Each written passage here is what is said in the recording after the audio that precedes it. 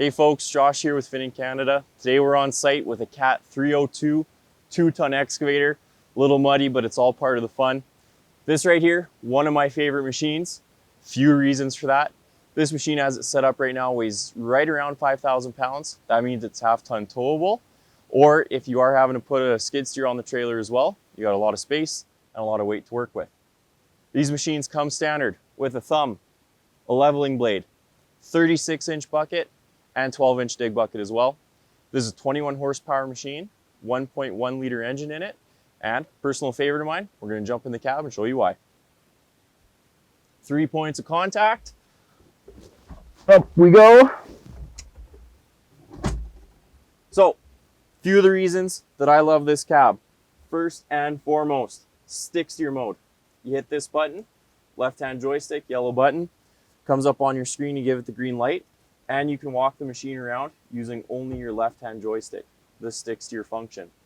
This is fantastic. You don't have to reach forward, deal with the pedals back and forth. Or if you are doing something pretty mundane, back trenching, anything like that, where it's just slow movements, you can enable skid steer, and with your thumb rollers, still control your boom, stick, and curl functions. For me, I'm not a big guy. It'd be a bit of a pain in the butt to use your feet the whole time, and that's where stick steer comes in really handy. Another reason I love this machine, its tracks extend in and out. So if you're trying to fit in a tight gap, you can shrink them into about 45 inches in diameter for the whole machine. And when you extend them out, you gain yourself a foot in traction, and that gives you just a little bit more balance and functionality when you are digging on site. Another fantastic feature about this machine is the display in this puppy.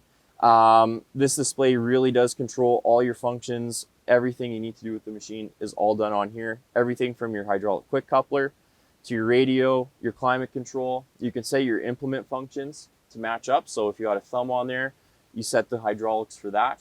A auger, packer, breaker, anything like that that hooks up with the hydraulics, there's a setting in here that configures the machine output to fit perfectly with that attachment. Really intuitive, lots of fun ways to play around with this as well. Another great feature about these that I really like is the window. So you can slide this one up. You can also leave it down if you want. And then if you want to stow this up and out of the way, slide that puppy up, and natural air conditioning. Jumping out of the cab now, I'm going to look at a few more things. 3 points of contact, of course. Nice thing about this cab is it's sealed and pressurized like the skid steers, and that way you can lift it up, and if you have to get at anything underneath, there are hinges on the back, whole cab will lift up. Any dirt coming in here is because you got an open window or it's coming in on your boots.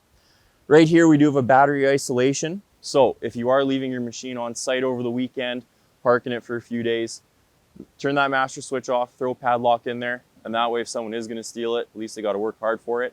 And another thing about the safety and security end of things on these machines is we're putting individual operator codes in them. So you need to have the code. It's not just universal cat key. You need the code to know what you're doing to get in here.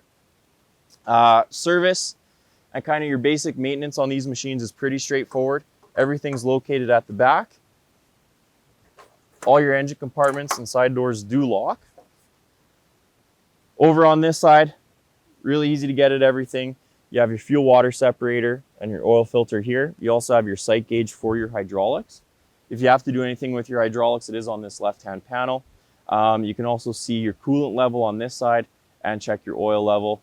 And then here you've got your air filter, and then a block heater if it's a little chilly and you want to warm it up before you use it. Over here on this side, not a ton to look at, as it's mostly just your cooler, and there's an access panel here, and then your fuel goes up top here. Thanks for tuning in today. Please check out our YouTube channel, visit us in branch, or dial 1-888-FINNING.